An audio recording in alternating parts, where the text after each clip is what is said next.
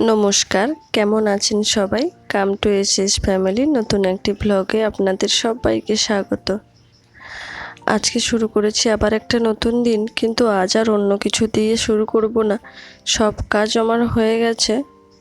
এখন এই রান্নাঘরটার যে নিচের পার্টটা ছিল, মানে যেগুলো র্যাকগুলো ছিল, ওইগুলো আমি আজকে পরিষ্কার করব আর আপনাদের সঙ্গে শেয়ার করব। একটা ভিডিওতে তো আর পুরো রান্নাঘর পরিষ্কারের ভিডিওটা দিতে পারিনি, কারণ ভিডিওটা তাহলে অনেক বড় হয়ে যেত। তাই আগের ভিডিওতে ওপরের পার্টটা কিভাবে আমি পরিষ্কার করেছিলাম, ক্লিন করেছিলাম, ওই পার্টটা দিয়েছি। আর এইটা হচ্ছে নিচের পোর্শনটা কি করে ক্লিন করব, আমি সেই পার্টটা এই ভিডিওতে দিয়েছি। তো চলুন শুরু করা যাক। এই র্যাকটাতে যা জিনিসপত্র ছিল সব আমি নিচে নামিয়ে তারপর যে খবরের কাগজগুলো পাতানো ছিল ওইগুলো সব তুলে নিয়ে ভালো করে ধুয়ে মেজে পরিষ্কার করে নেব। তারপরে আবার নতুন করে একটা কাগজ পাতাবো। কাগজ না পাতালেও হয়, কিন্তু কি হয় বলুন তো, ওই এত তেলচিট জমে তো ওই র্যাকগুলো কেমন তেলতেলে হয়ে যায়, চিটচিট করে। ওই জন্য একটা কাগজ পাতানো থাকলে আমার খুব সুবিধে হয়। কিছুদিন পর পর কাগজগুলো চেঞ্জ করে দিলেই নিচের অংশটা খুব ভালো থাকে, তাই এই ব্যবস্থা করা। আর এইগুলো হচ্ছে আমার হাজব্যান্ড অফিস থেকে এনেছিল। ওগুলো ওই A4 পেপারের কভারগুলো, ওগুলোর আবার ওপরের পাশটা ওই পাতলা প্লাস্টিক দিয়ে কোটিং করা, ওই জন্য কোনো অসুবিধা হবে না দেখলাম। যদি একটু তেলচিট হয়ে যায়, একটু জল ন্যাকড়া দিয়ে মুছে দিলেই ঠিক হয়ে যাবে। এবার আমি সব জিনিসপত্রগুলো আবার গুছিয়ে নিচ্ছি। এইগুলো হচ্ছে আচারের কৌটোগুলো সব। তবে আচারের কৌটোগুলো কাঁচের হলেও কিছুদিন পর পর কেমন একটা চিটচিটে হয়ে যায়, ওই জন্য ওইগুলো রাখার জন্য এরকম একটা কৌটো নিয়ে নিয়েছি। তার মধ্যে সবগুলো অ্যারেঞ্জ করে দিলে আর কোনো অসুবিধা হবে না। আমি ঠিকঠাক করে আচারের জারগুলো পেয়েও যাব যখন খুশি, আর নিচের জায়গাগুলো চিটচিটেও হয়ে যাবে না। বাকি কৌটোগুলোকে এবার আমি ঠিকঠাক করে গুছিয়ে রেখে দিচ্ছি, কোনটা কোথায় রাখতে হবে। একবারে তো আর সব কিছু ঠিক করা যায় না, তাই কোনটা আগে রাখছি কোনটা পরে রাখছি, আবার মনে হচ্ছে না ওটা ওখানে থাকলে ভালো হবে না, ওটাকে আবার চেঞ্জ করছি। এই করে করে আমি কৌটোগুলোকে সাজিয়ে রাখছি। ভিডিওটা করতে আমার অনেক সময় গেছে, কিন্তু পুরো ভিডিওটা তো ওইভাবে দিতে পারবো না, তাই অনেকটা কেটে কেটে আর একটু ফাস্ট করে দিয়েছি, নাহলে ভিডিওটা খুব বড় হয়ে যেত, আপনাদের দেখতেও প্রচণ্ড অসুবিধে হতো। তাই একটু এইভাবে দেখে নিলে ভালো হবে, কারণ ভিডিওটা একটু ফাস্টই হয়ে গেছে। তো আমাদের জিনিসপত্র রান্নাঘরের এইভাবেই রাখতে হয়, কারণ আমার তো আর মডিউলার কিচেন নয়। তাই যেভাবে সুন্দর করে রাখলে দেখতে ভালো লাগবে সেইভাবে গুছিয়ে গুছিয়ে রাখছি।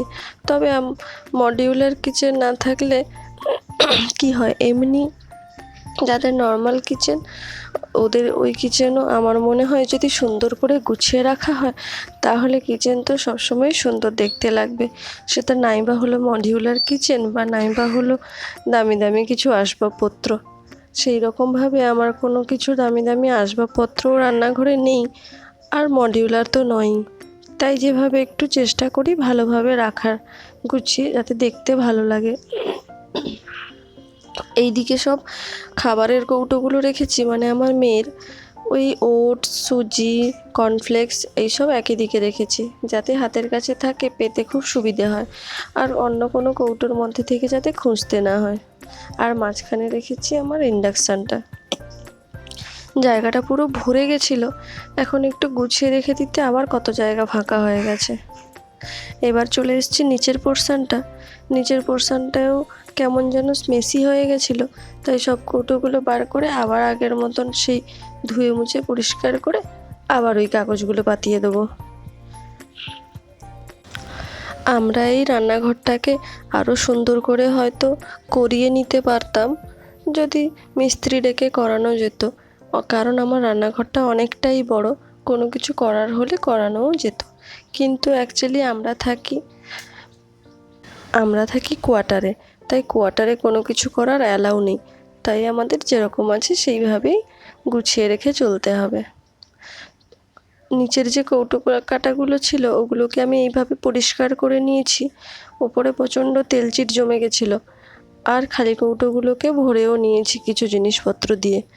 আর এটা ছিল আমার একটা বড় আচারের কৌটো, এটাতে অনেক বেশি আচার আছে, তাই ওটাকেও আমি একটা প্লাস্টিকে করে বেঁধে রেখে দিলাম, কারণ এটা তো প্রতিদিন লাগে না। যখন ওপরের ছোট কৌটোগুলো শেষ হয়ে যায় তখন এটা থেকে আমি ঢেলে রাখি। আর বাকি জিনিসপত্রগুলো এইভাবে গুছিয়ে নিচ্ছি, কিছুতেই আর যেন ঠিক হয় না কোনটা কোথায় রাখবো কোনটা কোথায় রাখবো না, তাই একবার করে রাখছি, একবার করে নামাচ্ছি, আবার একবার করে গোছাচ্ছি, এইভাবেই চলছে। যাকে কোনো রকমভাবে ঠিক করে রাখতে পেরেছি। চলুন তারপরে আবার অন্য কিছু রাখি। গ্রাইন্ডারটা পরিষ্কার করে দিয়েছি আমি, কিন্তু আবার তো সেই তেল চিট জমে যাবে, তাই আমি একটা প্লাস্টিকের মধ্যে রেখে এইভাবে মুড়ে রেখেছি।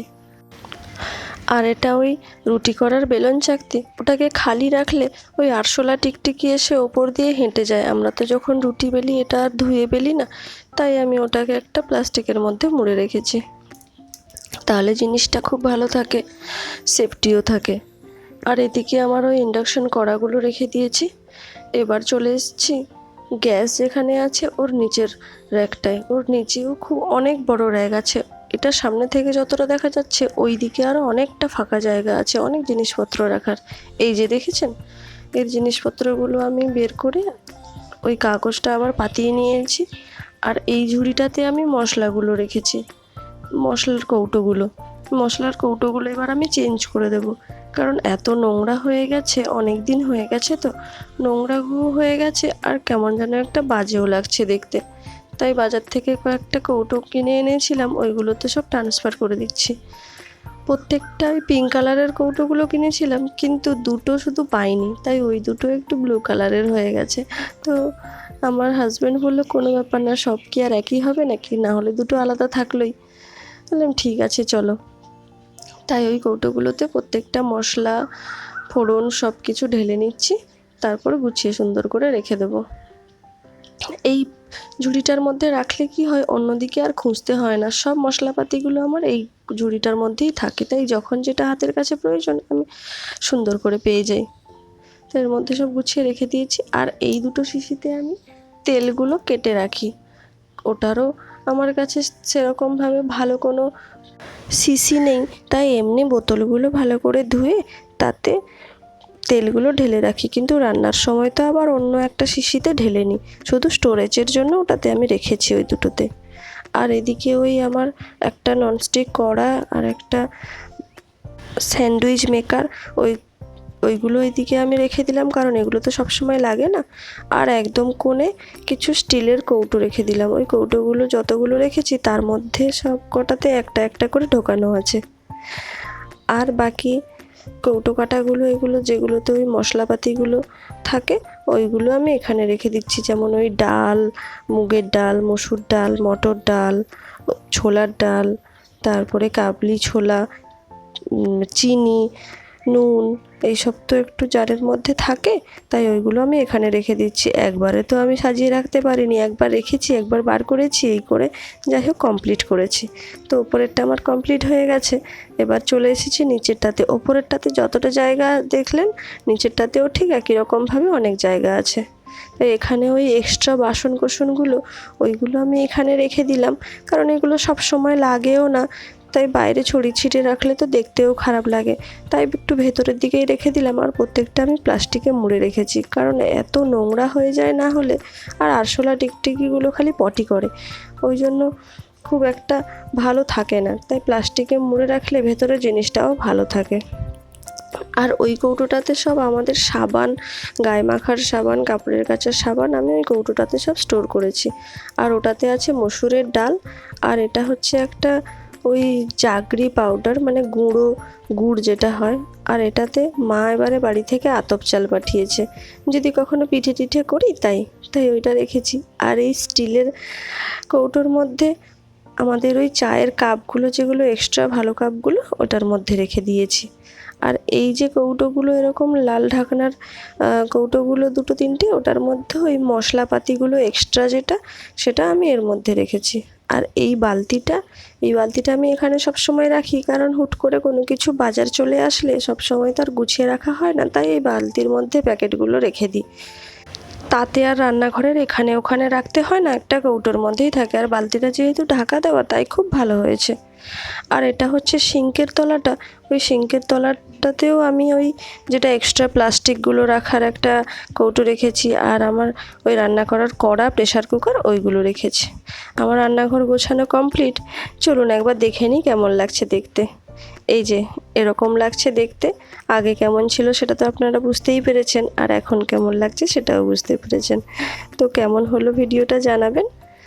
আগের ভিডিওতে সুচিত্রা চৌধুরী দিদিভাই আমাকে কমেন্ট করেছিলেন, খুব সুন্দর দিদিভাই, আজ থেকে বন্ধু হলাম। তো থ্যাংক ইউ আমার পাশে থাকার জন্য। আর হামিদ খান দাদাভাই কমেন্ট করেছিলেন, wow beautiful, very nice vlog. তো থ্যাংক ইউ দাদাভাই আমার পাশে এইভাবে থাকার জন্য। তো আজকের মতন ভিডিওটা এখানেই শেষ করছি। দেখা হবে নেক্সট কোনো একটা ভ্লগে। টাটা।